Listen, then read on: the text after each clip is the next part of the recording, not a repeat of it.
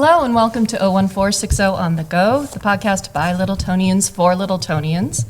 The Shaker Lane School has been a cherished part of our community since it opened in 1961. At special town meeting on October 28th, Littleton will be considering approval to build a new Shaker Lane School. So today we are kicking off a series on the new Shaker Lane building. Joining Jim Duggan and myself today to talk about why we need a new building is Shaker Lane Principal Michelle Kane. Welcome. Thank you. And Building Commissioner and Zoning Enforcement Officer and ADA Coordinator. Did I get them all? You did get them all. Thank you. Henry Fontaine, thanks so much for joining us. Thank you. And so, Michelle, let's start with you. You're in the thick of getting ready for the next school year, and it's going to be a great year, but let's talk about some of the challenges you're facing this coming year and some of the challenges you faced the past few years as you've gotten ready for school. Sure. As with every year, it's always invigorating to come back and hear those hallways fill up with the joy of the kids and the staff. So we are getting ready. We are in the thick of it. And I would probably start with, I'm going into my 9th year at Shaker Lane as the principal, and over the past 2 years, we have had close to almost 20 moves, classroom moves, staff moves, classroom moves, support specialist moves, to really make sure we are serving the students of Littleton as best as we can.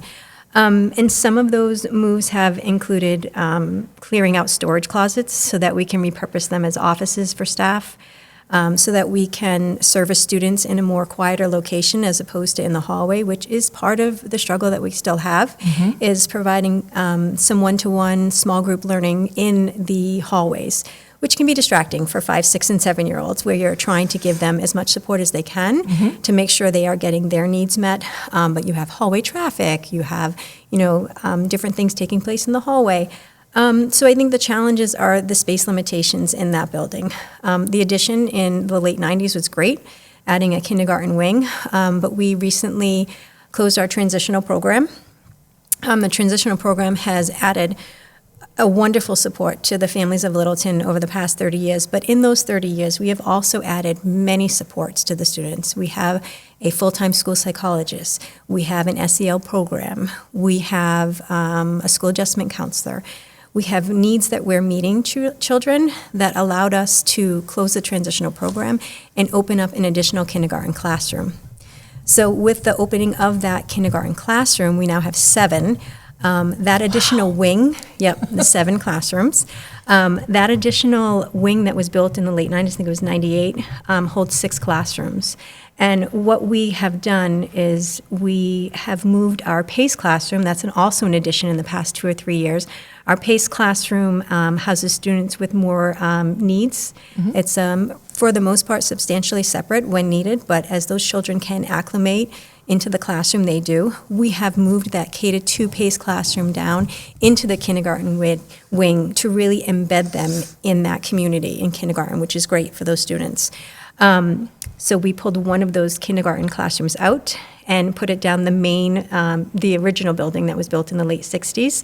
So we have 2 kindergarten classrooms down there that now have no bathrooms. So it can be a little, and I want to say these children will rise to the occasion because they have a bathroom in the house. When they go to their restroom, when they go to a restaurant, they go to a bathroom. So the bathroom was not just in their room. It will be down the hall, but that is, a drawback to having those 2 kindergarten classrooms down there.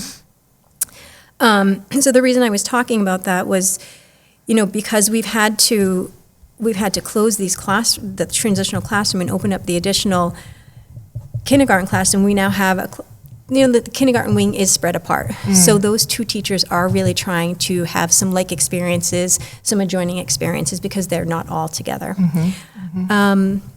I think, our music room is another perfect example. Our music room was our special education administrator's office. We moved her into a closet. The special education administrator is in a closet to open up that music room. If you haven't visited Shaker Lane, we have a couple tours coming up. You will see that music room is very tiny. And part of the curriculum in music is dance and movement, and that is a curriculum service delivery that is very limited for us at this point because the movement of 28-year-old bodies, is really difficult in a small room with no windows. So we're not giving, I think, the curriculum that music is supposed to have cater to its due diligence because of the limited space that we have. So you mentioned the new wing from the 90s. Henry, maybe you can talk to us a little bit about how Shaker Lane is sort of, it's not just one building, right? It was the original building built in 1961, and then from there we built on a wing in 91? The wing, the addition that they put on was in 1998. Okay. And that include, like Michelle said, the kindergarten places, the rooms, office spaces, and the cafeteria. So that cafeteria is off the kitchen. The old cafeteria used to be where the gym is. Okay. So they slid that over to that area there. The building again is 65 years old. So it's in the field. They're saying that a building like that, their life expectancy, it's near there or past it. It's between 45 and 50 years. So, and that's not saying the building's going to fall down. It's just saying that the use of the building has gotten older. It's got a lot of use to it now. So. And buildings have life expectancies, and Yeah, and that's what that is. We're running So, towards the end on this one. Exactly, where it doesn't get into a lot of significant costs. One thing that I learned on the tour was, and I keep talking about this, I'm sure you guys are sick of hearing about it in our other conversations, but the HVAC systems, how many different, there's a boiler, and there's another system, and then there's something else? There's two boilers. Two boilers. Yep, it takes care of the heating system, but there's also what they call rooftop units. And those rooftop units take care of the library, the gym, the caf, and the kitchen. So those units, two heating systems, and then they have multiple mini splits everywhere. And so in your experience, what does that translate to in terms of upkeep and Mini splits don't last long. You get life expectancy is 8 to 10 years on those. And I mean, they serve the purpose for some of the rooms, but a lot of those rooms in there are a little bigger than the units can really supply. So sometimes you might not get the proper reconditioning. Yep, and I'd love to piggyback on that, Henry. We had installed, maybe it might have been 2 summers ago, a couple of mini splits up on the second floor, and because the unit couldn't handle the capacity of that room, we had to put 2 mini splits in that room. So thinking of cost effectiveness, was it really cost effective? We've now put 2 units in one room because it could not suffice the size of that room. And that sort of touches on something else that I've heard is also an issue, which is the electrical system. That, in 1961, we weren't planning for every child to have a computer, and for every administrator to have a computer, every teacher to have at least a laptop and 3 other devices going at any one time, plus the mini splits, plus all the other systems. So where are we in terms of the electrical system at Shaker Lane? The electrical system is maxed out. Maxed out. They cannot do a thing to that. The only way they can update that or put a new service in is they have to bring power in from the street. So it's basically bringing in more power into the school, which is a cost, and that would be the only way to upgrade that system, to put a new panel in or update the system that's there. And bringing in power from the street, that's not just, running an extension. No extension cord. If we can just take a second and just go back to Madam Principal. The 1961, the school was constructed, and it met the needs of education at the time that professionals knew how to be able to educate the children.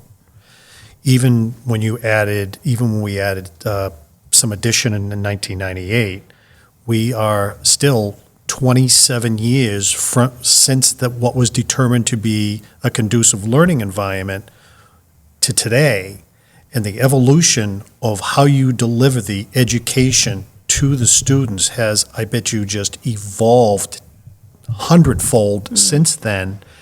That has made the environment obsolete. Coupled with the fact, aside from the fact of the challenges of the investment in regards to the boilers, the number of different things there, what people really, in my opinion, have to stay focused on is the learning environment that to deliver the education. And it's your world is ever changing, and with technology, with interaction, with incorporating the arts more and communication with students and with each other and with the faculty. And I think it's huge. It's Yeah. huge. A lot there to unpack. Yeah. I think all the points you made are there are so many tentacles in there. And I'm just trying to think, when I went to school, there was a blackboard.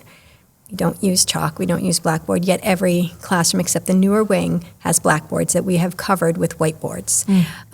Smart TVs, we have smart TVs that are big and bulky in this school that we have. They're not against the wall. You think of the TVs that have evolved. You used to have this big box, 700-pound TV. Right. They're now 40 pounds. So I think what you brought up is great. The one thing that I'm so proud of the Littleton Public Schools about is actually our PACE classroom.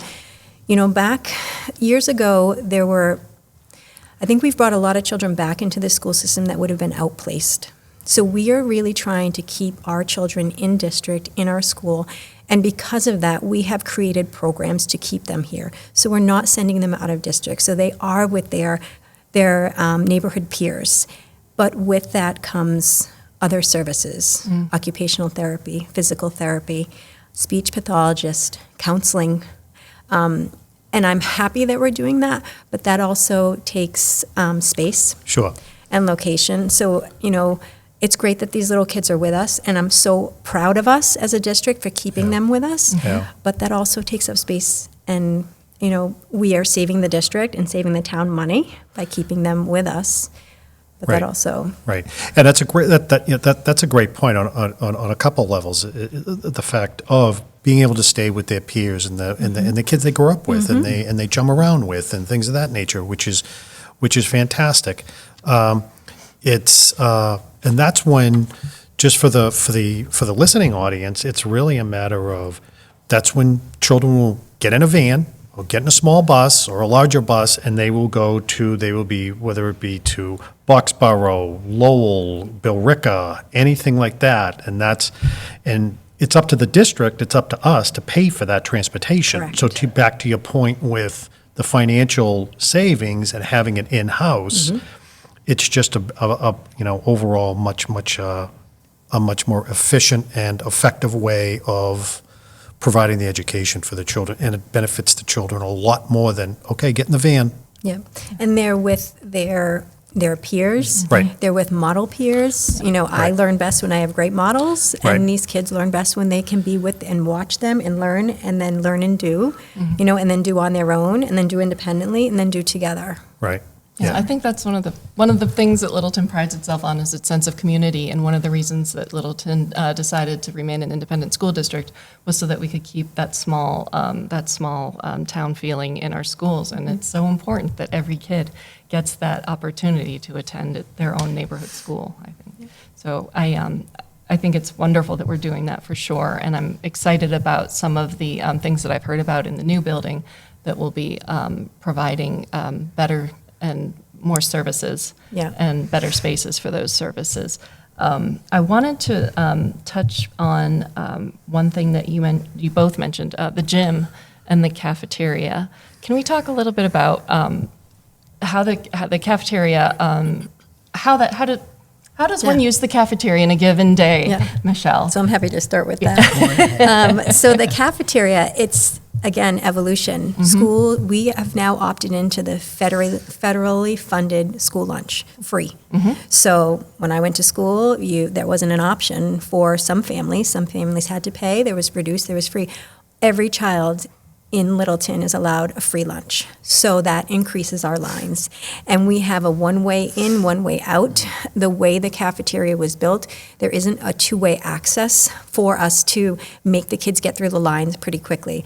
So we have about 110 to 120 kids per lunch serving, and that hallway will be lined with students waiting to get their lunch. And they're little. We have to remember, we're talking about 5, 6, and 7-year-olds. The first time they're getting their lunch, the first time they're walking, it's an an awe-inspiring experience, and it's hard. We get it down by October, but that line is still very long because families are opting to have the child be provided with the school free lunch. I do the same for my own children. Oh, yeah, hallelujah. Yes, yeah, it's great.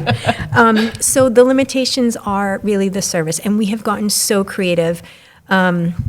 We used to, when I first started here back in 2017, the students used to actually go into the preparation area to get their lunch, and it was so backed up. We moved that out, which has now squeezed the cafeteria a little bit, but they don't have to go in, and you had the cafeteria workers and the students, and maybe there were half the population back then because it wasn't a fully funded free lunch.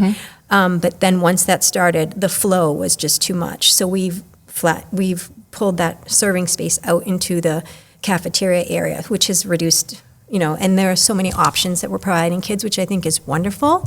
We have bag lunch, we have school lunch, we have pizza, and there's lots of choices. Again, different than many years ago.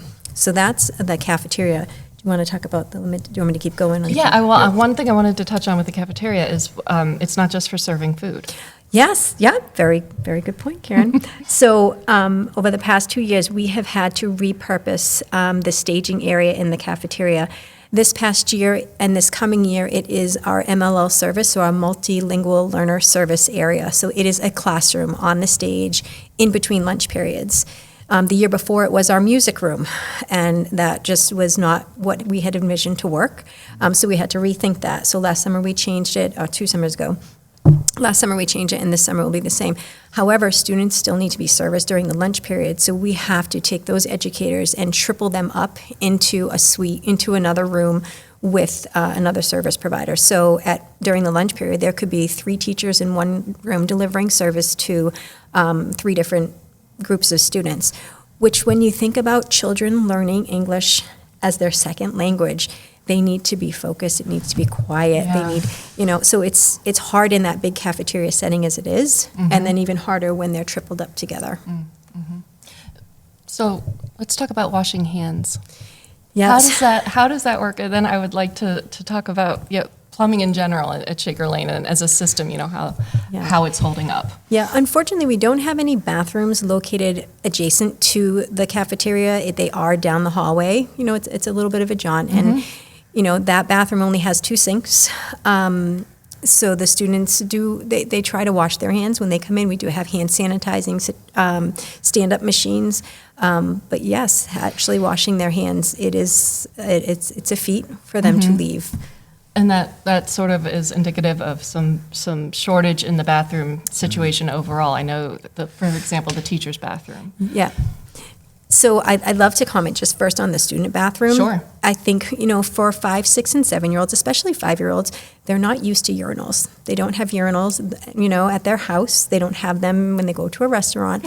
So we have 1 stall in the boys' bathroom, I'll just label it that way, on the first floor, and 1 stall on the second floor. And students want their privacy until they've learned how to use a urinal.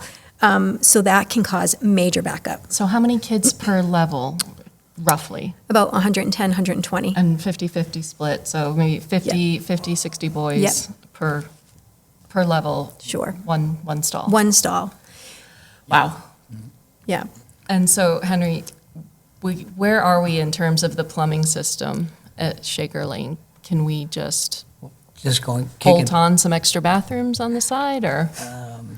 Well, we'd have to close down some of the classrooms, I guess, to make Yes. that work. Right. Yes. The footprint, yeah. No, so looking at the bathrooms yesterday, walking the building, so there is only, like Karen said, 1 handicap stall and basically 2 urinals. Back in the day when they built the building, that was functional, that worked. Right.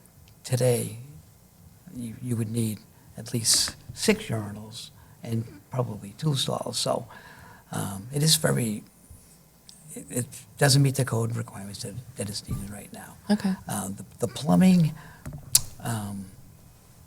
it's dated. Mm-hmm. I think it's probably the safest way to say it. And it's going to take some wear and tear on it.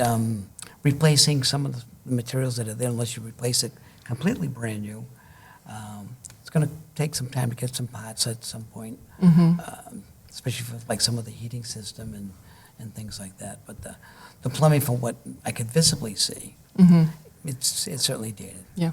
And the staff bathrooms, just to go back to what you were talking about, Karen, the staff bathrooms, we have 1, 2, 3, 4, 5 staff bathrooms on the first floor. There are no bathrooms located on the second floor. And 2 of those 5 are in a location that are not private, so they're shared. And some people want their privacy. So if we think about private bathrooms, we have 3. We have 3 private bathrooms. And that can be challenging. Again, I think it met its need when it was originally just a double stacker building and just 1 bathroom downstairs or 2 bathrooms downstairs. But now we have the additional wing, we have more classrooms, more students, more adults. We have about 80 staff members on a given day, back and forth. Wow. Between, so full-time staff's definitely a little bit different, but we have OTPT that are shared. We have different service providers that come in, but we have about 80 staff members. That's Yeah. That's a lot of, 80 staff members. 3, you said, private 3 stalls? private stalls and 2 are shared. And nothing on the second floor. So when a teacher Nothing on the second upstairs floor. needs the restroom, Yes. they have to go downstairs, Yep. down the hall. Yep, it's opening the door to an adjacent person and saying, hey, can you watch my class for a few minutes while I run down to the bathroom? And it's, I think of our preschool wing, which is on this far end, and the bathroom's on the other end. It's probably a 2-minute travel time Oh. to get down there. And every minute counts in Yeah. education, Yes, right? it certainly does. I want to make sure that we've hit all the big points that are important for you to get across as an educator and as our building guru. Have we talked about all the shortcomings that you see today, or if not all of them, have we hit the highlights? Yeah, we didn't talk much about the gym. I think, as Yeah. a former athlete, when I walk into a gym, I want to see a basketball court. And I just Yeah. think that's funny when I first got this job and they labeled it as a gym, so it makes so much sense that it was the cafeteria. I'm like, where's the basketball? Yeah, the hoops? light bulb went off where's as you were saying Where's that, the Henry. hoops? So it is a smaller gym. It doesn't meet code on what is expected for, today's learning with basketball and, with physical education in the curriculum. It also abuts a stage that is really difficult for children. It has if you visited Shaker Lane, there's a curtain that hangs down and there's some storage behind there. The storage behind there leads me into the conversation for our staff. Our staff have been, they're amazing and they make miracles happen when you think miracles can't happen.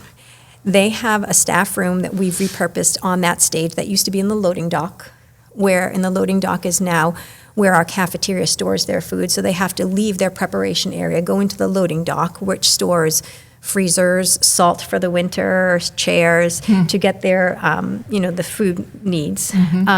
So we moved the staff out of there to make some more room for them. And we put them on the stage. And on the second floor, there is no area for our staff to come together to copy, do anything. So we put a copier at the top of the stairwell. So it's a makeshift work area. The other piece is we don't have an elevator at Shaker Lane. We have a lift. And if you have been on that lift, it's a little challenging, especially if you have, anyone that's got any handicap needs or a child that's on crutches. We're making it work. We're making it work, but it is size-wise. There's just not enough space in there.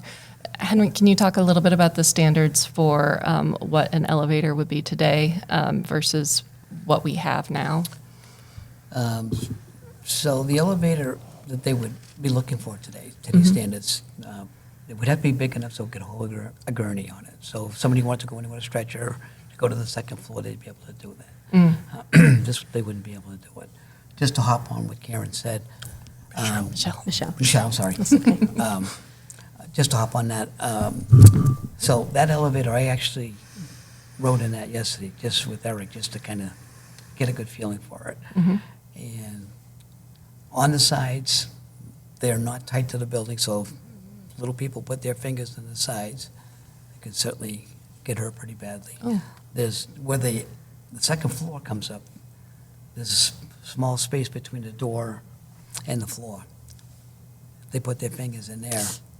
Yeah, so it was kind of, when I seen that, I was a little concerned about that elevator, and I asked Eric at that point, how many people do use it, and he said they do use it. So that was a little concerning to me. The bathrooms, I think, are one of the bigger concerns,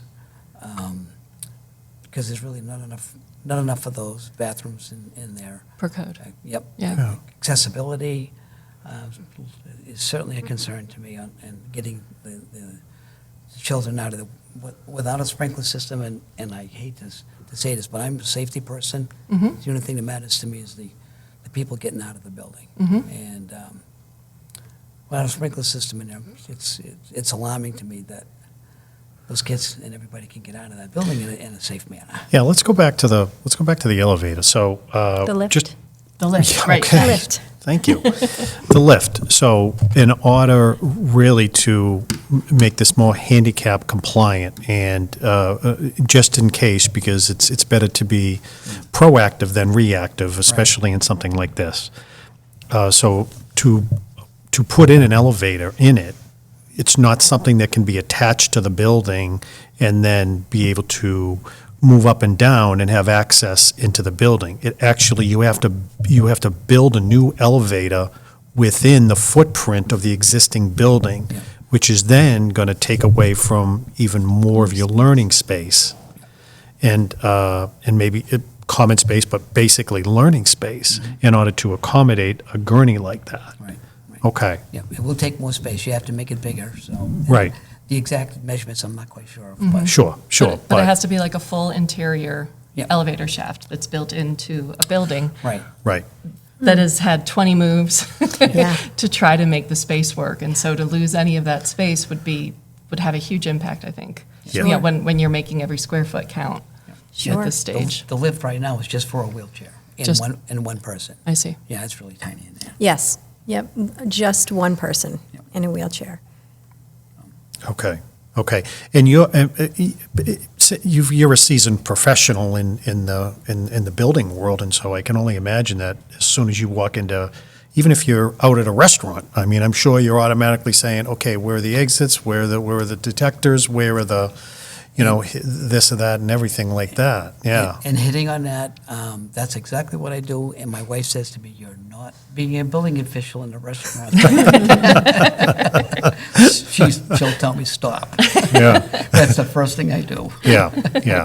So it's, but obviously your tour of Shaker Lane has, there's clearly there are impediments that need to be addressed. It's concerning there. Yeah. Okay.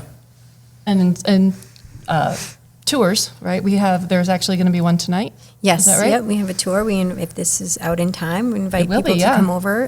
Tonight at 6:30, we'll have a tour, about a 45-minute tour, and then a 45 Q&A session, small presentation. Mm-hmm. And I believe we have one in October. It could be wrong, but October 20th, we do have another tour as well. Okay. And those, you Right can before find the more vote. information on the Littleton websites. Correct. So I hope everybody will be able to come to a tour. They're really eye-opening, having gone on one myself, even though I had a child there just a few years ago.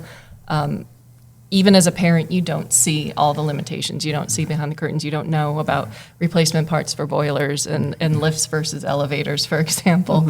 I hope that anybody who's listening will try to make some time to come see Shaker Lane, see how you're making it work, but see how close we are to having, not being able to make it work, right? So I Yeah. want to thank you both for coming Yes. today. Really appreciate it. Thank you for having us. Yeah, thank you. And that'll be all for today. Like I said, today's episode is going to be part of a series, so keep your eye out for more episodes to drop regarding Shaker Lane and other things about Littleton and preparation for special town meeting on October 28th. The vote for Shaker Lane will be at special town meeting. That vote is on October 28th. And then on November 1st, if it passes October 28th, there will be a ballot measure, and the building, the new building will have to pass both of these, both at town meeting and at the ballot box in order to move forward. So set your calendars now, folks, and we hope to see you soon. Thanks again.